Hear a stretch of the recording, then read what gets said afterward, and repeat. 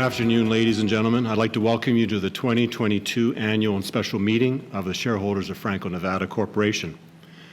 My name is David Harquail, and as Chair of the Board of Directors of the company, I will chair the formal portion of this meeting. And following that, Paul Brink, on my right here, our President and CEO, will provide some remarks and take your questions.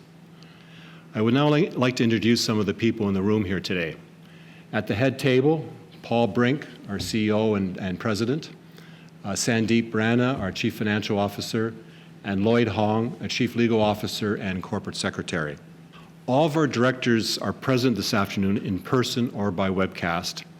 I'd like to introduce our directors and would ask each of them to stand as I say their names. Tom Albanese, Derek Evans, Dr. Catherine Farrell, Louis Gignac, Maureen Jensen. Sorry, Louis, I should have given you more time. Jennifer Mackey and Randall Oliphant. Not here in person, but joining us virtually is from Texas is Elliot Pugh. The new Franco-Nevada will be celebrating its 15th anniversary as a public company at the end of this year. Over time, change is inevitable. We've been carefully reviewing both the board and the executive team while trying to preserve the culture and DNA of what has made us so successful. At our in-person meeting at AGM in 2018, we marked the retirement of our director and friend, Graham Farquharson. He was the original sole director of the newly incorporated Franco-Nevada when we started it in October of 2007. He was a core part of making Franco-Nevada a success, and he loved this company. Even though he was past retirement age, he stayed involved as an honorary director and attended many of our meetings and dinners. He provided our team with his technical views on many of our potential investments and saved us from potential disasters at the same time. This week, Graham passed away at the age of 81. Graham was a statesman of the Canadian mining industry. He was an inductee of the Canadian Mining Hall of Fame, and just last year was awarded an Order of Canada. But most important of all to us, he was a member of the Franco-Nevada family, and he will be missed.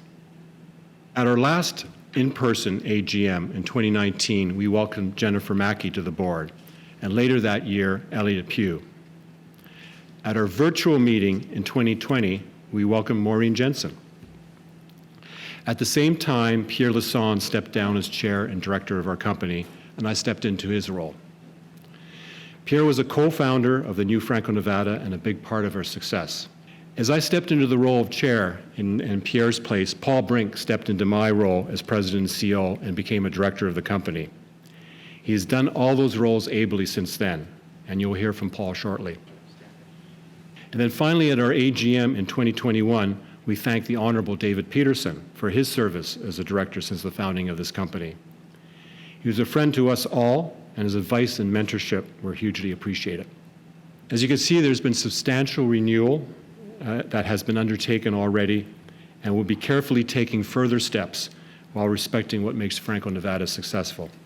I'll now pass it over to Paul Brink to entertain you, and he'll provide both his remarks and we'll take your questions.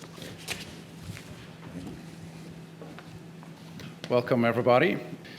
We set out 15 years ago with the objective of creating a low-risk gold investment to hedge against market volatility. We're very proud of what we've been able to achieve over that period.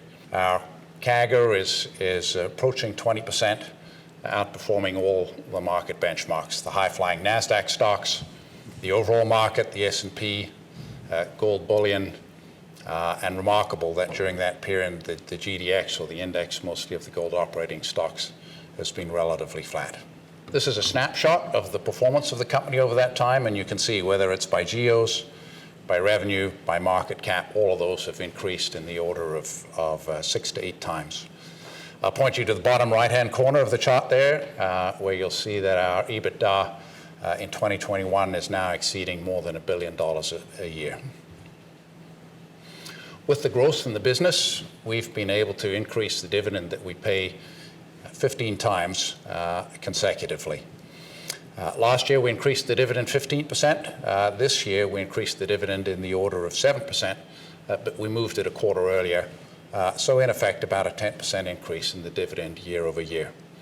The objective on the dividend is to keep it sustainable, first of all, and second, progressive. When we look at the yields that our investors are achieving now, those that invested at the IPO, for Canadian investors, it's more than a 10% yield, and getting close to, or get 8.5% yield for our US investors.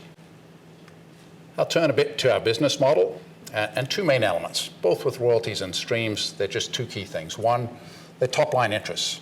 And the top line interests, it means it's more stable, it's high margin, but in particular, you don't have a cost element, so you're not subject to cost inflation.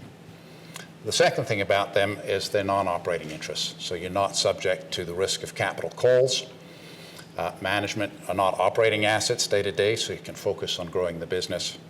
And also, because you're not operating assets, you can build a much more diverse portfolio than most operating companies can build. Despite not being an operating company, ESG is still a focus, and two elements. First, as we think about our investments, we are allocating capital on behalf of our shareholders. That means we need to take particular care when we're doing our due diligence to ensure that we're investing in operations that won't have an adverse impact on the environment and treat their communities well. And in particular on the communities, we are active. We do engage with our operators around their communities and make sure that we're doing our bit, contributing to those communities to make sure that they're benefiting from the projects. The second side of ESG is how we think about it in terms of our business. And the first is our alignment with our shareholders. The key thing at Franco has always been ownership, both the board and the management being owners of the stock, making sure that we are incentived to drive the share price up and keep alignment with our shareholders. The second part of that is being a good employer to all of our employees, and part of that is making sure that we have an inclusive workforce, that we attract and retain diverse talent. We're proud that we've been recognized for our efforts on the ESG side. We are the #1 ranked precious metal stock by Sustainalytics. We also receive top rankings from the other major ESG rating organizations.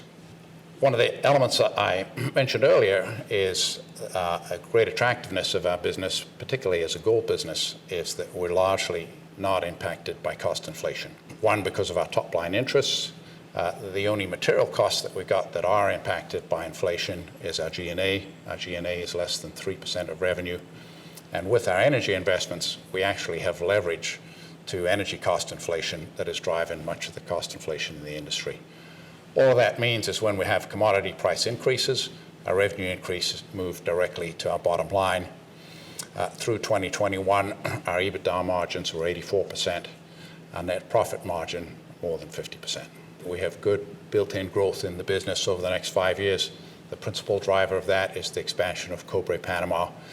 First Quantum is taking it up from 85 million ton per annum up to 100 million ton per annum, which they hope to achieve by the end of 2023.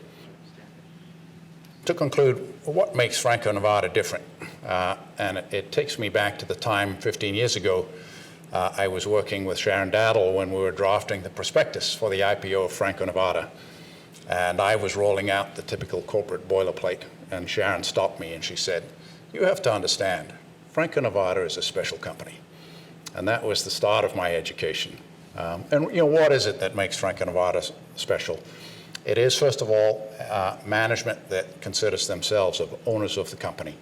That our incentive when we're looking at doing deals is not just to make the company better, but to make sure that every single deal that we do, we get the share price up. The second is the board. A board that is the strongest technical board in the industry, but also a board with experience of so many industry cycles that we've got the patience to wait until we've got good points to spend our capital in the cycle. And the third piece is how we think about capital availability. And it's putting a premium on financial flexibility over financial leverage. Thank you for your support for Franco-Nevada, and have a good evening.